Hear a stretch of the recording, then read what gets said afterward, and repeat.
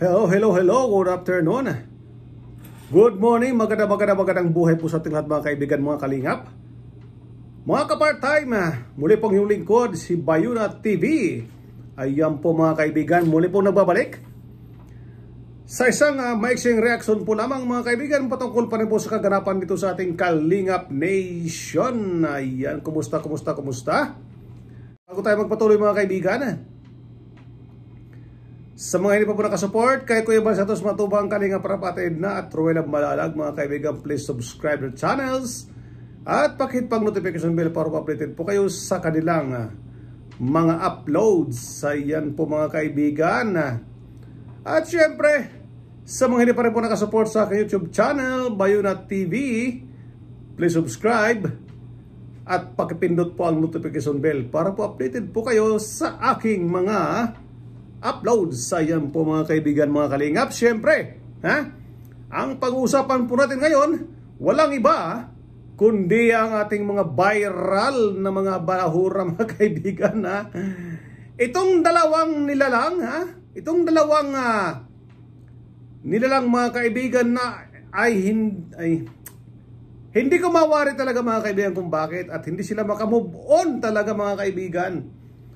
Itong dalawang nilalang na dati kuno ay mga kalingap at ngayon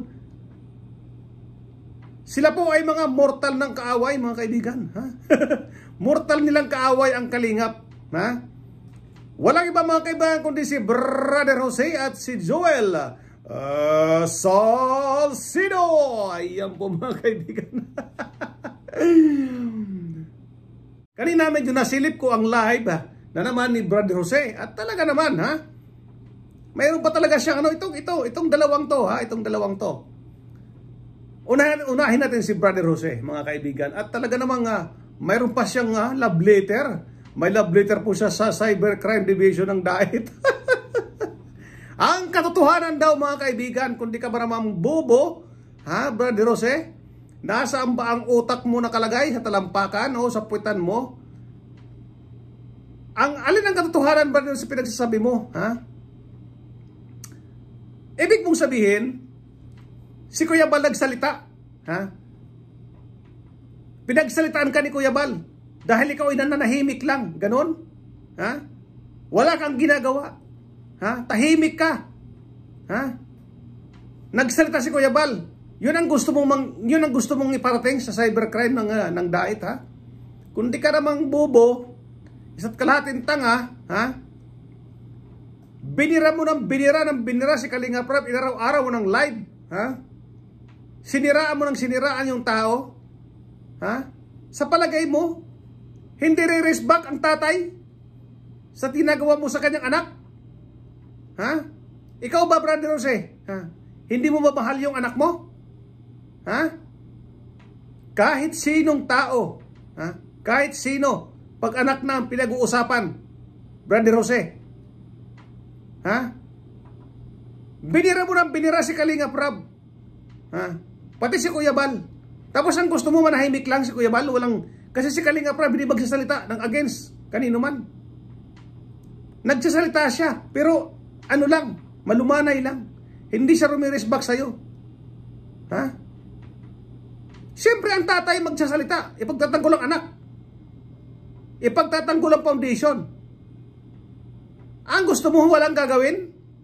Hayaan ka magdadagdag dyan sa live mo araw-araw na tag 5 oras, 4 na oras na paninira sa Kalingap? Pakatanga mo? Brother Jose?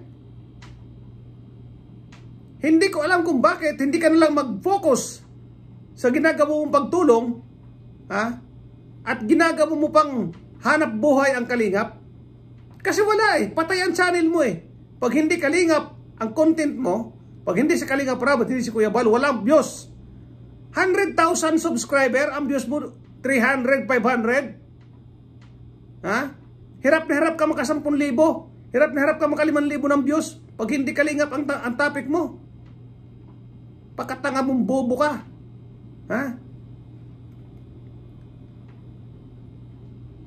Ang sinasabi mo, siniraan ka? Ay, anong ginawa mo kay Kalingap Rab? Hindi paninira? Ang ginawa mo sa Kalingap, sa foundation, hindi paninira. Ang gusto mo ikaw lang magsalita. Bubuntang ang putang na. Brother Jose, kung manahimik ka, wala namang gumagalaw sa'yo eh. Ha? Ang tagal-tagal mong nanahimik. 3 taon, almost 3 years. Ha? Bigla ka na namang suwulpot. Tapos ang gusto mo walang gawin sa'yo? Hindi rumisbak sa'yo? May depresya ka ba sa pag-iisip, Brother Jose? Ha? Baka kailangan mo na ng mental health expert. Ha?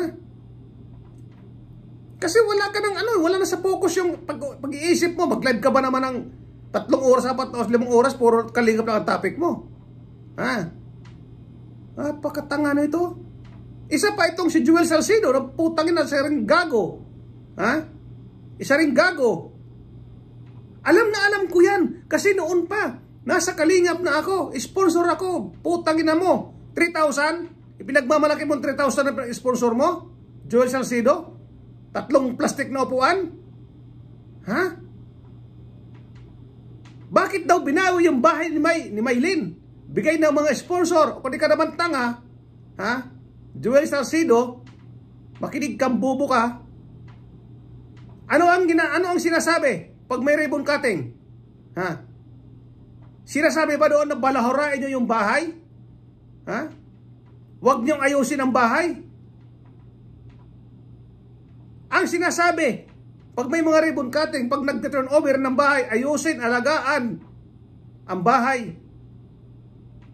Hindi, alam mo, sabi mo alam mo ang mga pangyayari. Kung alam mo ba na pinabayaan ni Maylin yung bahay? Nang pinuntahan ni Larab, punong-puno ng putik. Ha? Walang tao nakatira, ang mga gamit, nagkalat. Sinong matutuwa noon? Sinasabi mong, bakit binawi ang bahay, bigay ng mga sponsor? Yun na nga eh. Bigay ng mga sponsor eh. Sa palagay mo, matutuwa ang sponsor sa ginawa ni Maylin? Sa ginawa ng mga tao sa likod ni Maylin na kumuha sa kanya? Oh, sino ang mga nasa likod ng pagkawalan ni Maylin pagkalis niya doon sa bahay? Sa palagay mo, matutuwa ang nagbigay ng bahay na yon kay Maylin? Na nakatiwangwang doon hanggang sa mabulok? Ganun ang gusto mong mangyari, Joel Salcido? Napakalaki ng ulo mo, walang utak. Walang lamang utak, Joel Salcido. Napakalaki ng ulo mo. Ha?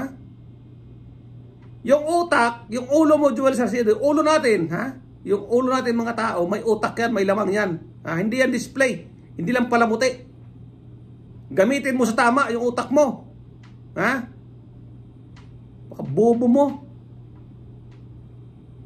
Yan lang ang kanilang panira sa akin, bakla. Bakla ka man talaga eh. Buwisit ka eh. Ano bang napapala mo sa tira mo sa Kalingap? Ha? Masaya ka ba pag natitira mo ang Kalingap, natitira mo si Rab? Si Kuya Bal? Ang foundation, nasisira nyo? Masaya kayo? Ha? Masaya kayo kung maraming nagugutom? Ha? May mga estudyante na hindi makapag-aral, matutuwa kayo? Kasi hindi naman talaga kayo sponsor eh. Nagpapasikat-pasikat lang kayo eh. Joel Salcido, Brother Jose, parehas kayo ng pag-iisip. Ha? Mga hungkag ang kaisipan nyo. Mga pulpol kayo, walang laman ang utak nyo. Walang laman ang ulo nyo. Puro kayo paninira, inggit. Alam mo ang inggit kung saan nanggagaling yan? Kasi pastor-pastoran ka rin naman, Brother Jose. Ha? Basahin mo sa Biblia kung saan galing ang inggit. Ha? Joel Salcido, saan ba nanggagaling ang inggit? Sino may gawa ng inggit? Ha? Kapatid nyo. Demonyo ang may gawa ng inggit. Kapatid nyo, mga kaibigan. Ha? Kapatid ni Brother Jose at ni Joel Salcido ang may gawa ng inggit. Demonyo. Hanggang dito lang po muna tayo mga kaibigan, mga Kalingap. Sa mga hindi po nakasubscribe sa aking YouTube channel, please subscribe at pakihit po ang notification bell para pa-updated po kayo sa aking mga videos. Maraming salamat po muli po, Bayuna TV. Bye-bye!